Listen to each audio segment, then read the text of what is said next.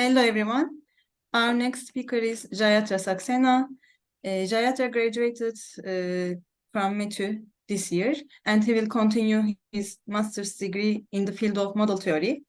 Therefore, we have studied on the subject of interest, and his title is An Overview of Non-Standard Analysis and Its Applications. Jayatra, here you are. Thank you, Melissa. I want to first thank DRP Turkey for this amazing opportunity to study with Melissa and to meet all these amazing people and hear their talks. We'll be talking about non-standard analysis and applications. Non-standard models are this really cool structures that exist in model theory, and they have some interesting consequences. So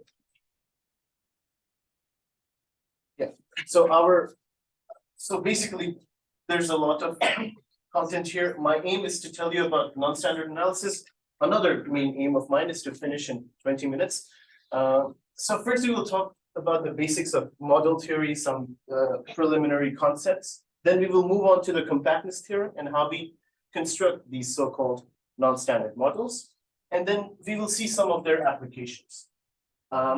So let's start with first-order languages. We have, when we're doing model theory, we want to look at mathematical structures from a very formal perspective, and we start with a set of symbols which are logical connectors, quantifiers, variable symbols, constant symbols, and so on and so forth, and every function symbols.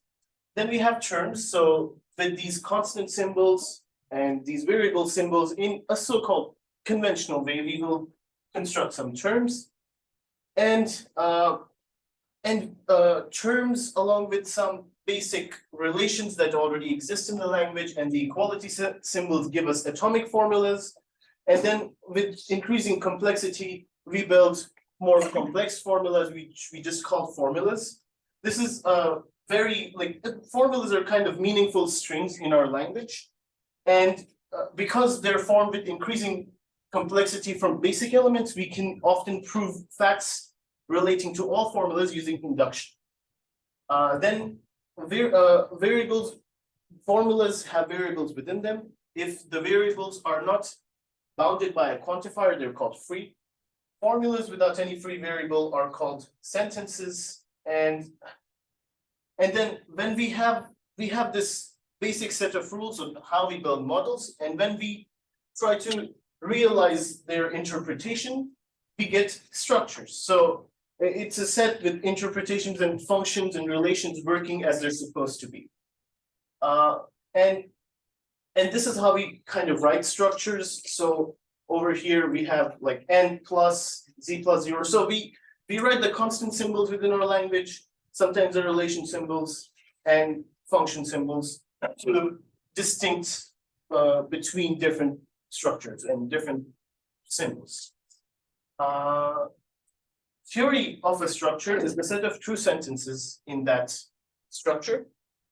And two structures are elementarily equivalent if they have the same theory.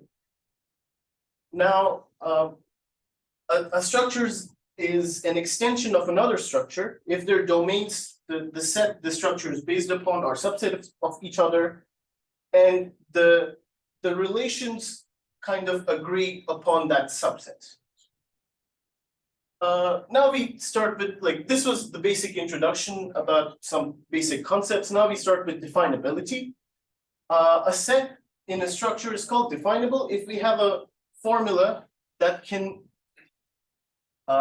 describe the set. What I mean by this is if you the elements of this set are exactly the elements that satisfy that formula. This notation over here means that this formula holds true in the model. Okay, so we have some facts about definability. Each natural number is definable in n less than the order structure. In every field, the additive, multiplicative, identity are definable. What I mean by elements being definable is their singles being definable. Every rational number is definable, and every integer is definable in these structures. Now we talk about parametric definability. we call a set parametrically definable if in our formulas we can have some extra variables that do not represent the elements in the set. And this results in some interesting properties that we will talk about when we're talking about applications of the non-standard models. So first, a structure is called minimal if every parametrically definable subset is finite or cofinite. This is a nice property to have. And in a linearly ordered structure, we might have minimality because we have open intervals and points. So if every parametrically definable subset is a union of finitely many open interval and points, we have something called parametric definability. And a structure is strongly minimal if every structure that is elementarily equivalent to it, that is, they have the same true sentences, also are minimal. And this is also a very nice strong property, and there's an open question about this, which we will look at later. So z less than is not minimal because you can consider the set of positive numbers. They're neither finite because the set is infinite, and the complement is also, the set of negative numbers is also infinite. So this is not a minimal structure. Z plus is also not a minimal structure, as we can consider the even numbers.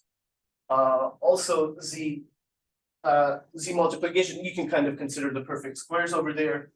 And proving a structure is minimal is kind of difficult, and we'll use non-standard models for this.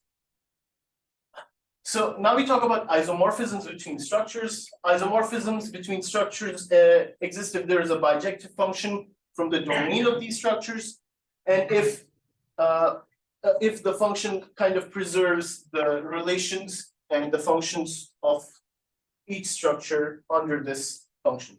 So if you consider the set of even numbers, then the function going from the naturals to even numbers with this canonical form is an isomorphism.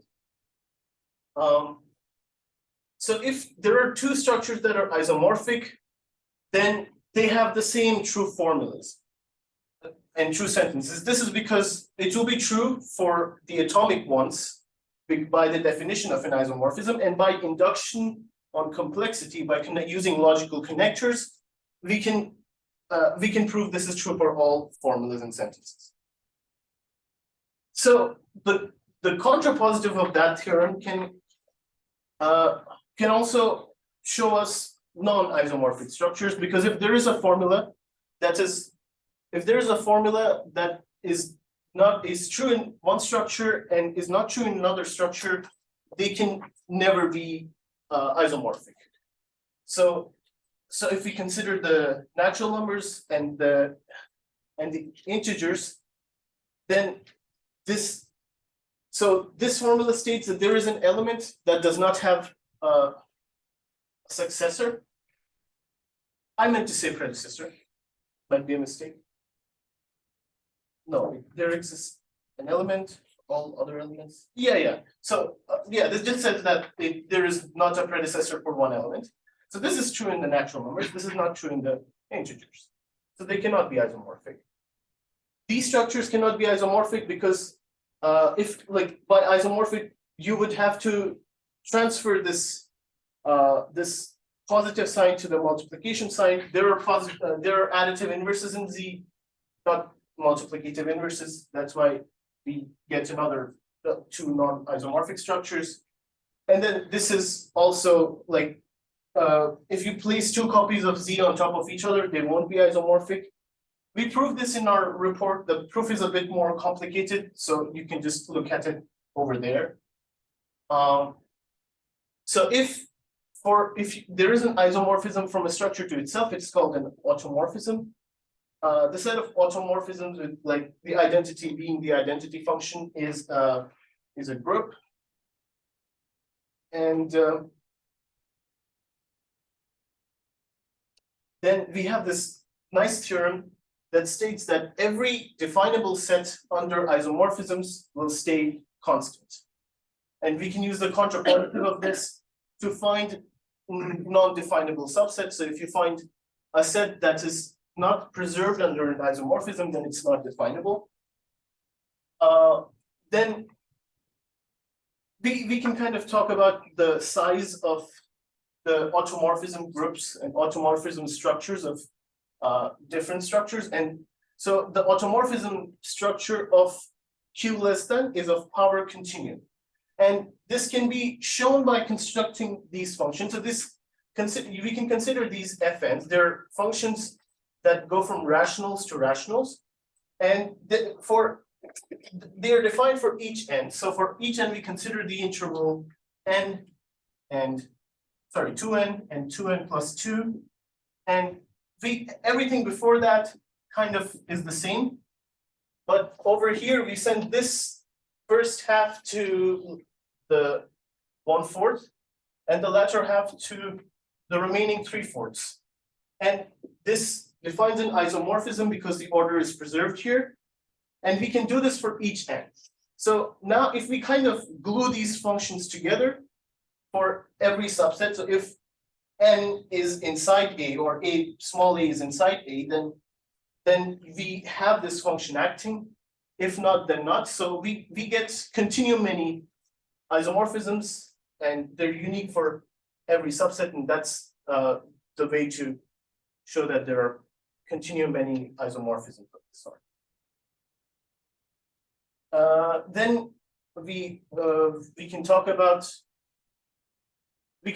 types.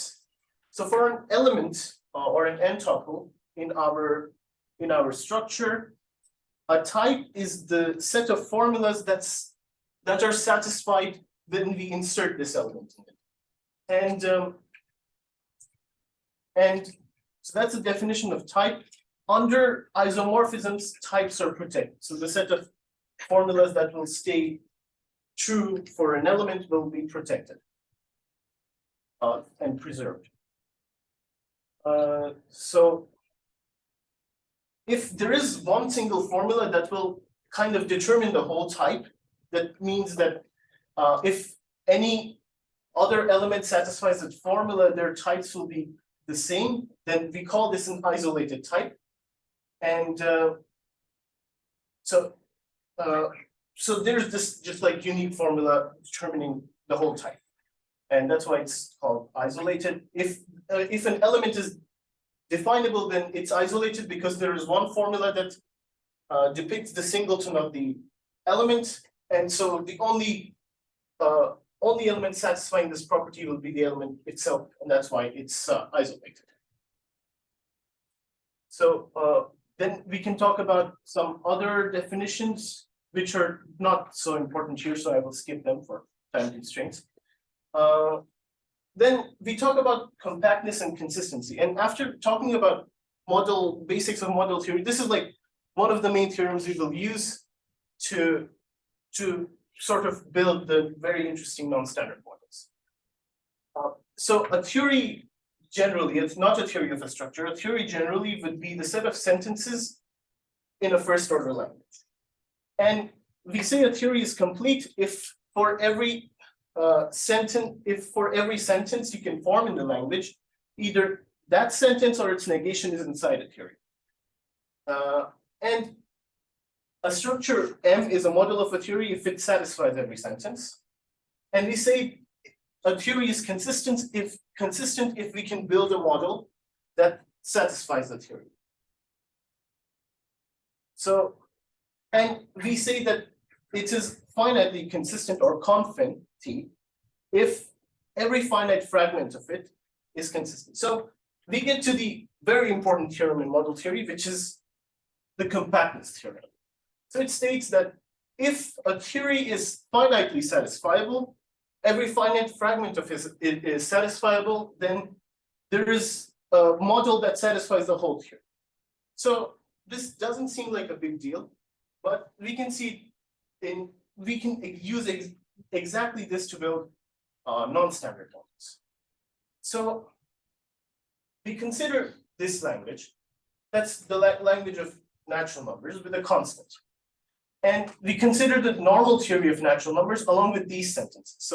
So we have this extra symbol called C, and we say that we don't want C to be equal to 0, C to be equal to 1, C to be equal to 2. So we somehow want this C to be inside our natural numbers, but we don't want it to be equal to any of the natural numbers. Well, this theory is finitely satisfiable, because if you take any finite fragment of this, you take maximum of these formulas, and you just set C to be the interpretation of a number bigger than that. So this is finitely satisfiable for every fragment. Then by the compactness theorem, this should be satisfiable in total. So there should be a natural number in this theory that is not equal to 0, 1, 2, or any of the other standard numbers. And that is how we build the compactness, that is how we build the non-standard natural numbers. So we now have a theory, we now have a model for this theory. We have numbers that are bigger, that are somehow natural numbers and finite in a way, but also infinite in a way, because they don't equal any of the natural, the standard natural numbers. And we can use this sort of construction to create the infinitesimal elements within the structure, so we can have actual epsilon instead of having limits. And now that we have built these models, we can sort of talk about how we can use them. So we obtain the n star less than by using an elementary extension, which is the process I explained earlier. Now, we know that for every natural number n, we will have this formula. If a number is smaller than n, then it should be equal to 1 or 2 or 3 or something up to n minus 1. Now, this, because when we extend our theory, this sentence still stays, these sentences still stay true in the n star model, we get that we get that n star also satisfies this. So the number we obtain should come after all the other standard natural numbers. And the successor and predecessor predicates also extend. So we kind of have in n star, we have 0, 1, 2, these go somewhere, and then at some point you have the C, and you have predecessors before it, C minus 1, successors, C plus 1, and that kind of copy of Z exists over there that is above all the standard natural numbers. And so now we can talk about why n less than is minimal. So we assume that there is some point. So this is like one of the first applications. So we assume that there is a subset that is definable, which is neither finite nor cofinite. So the formula, let's say phi is the formula that defines it.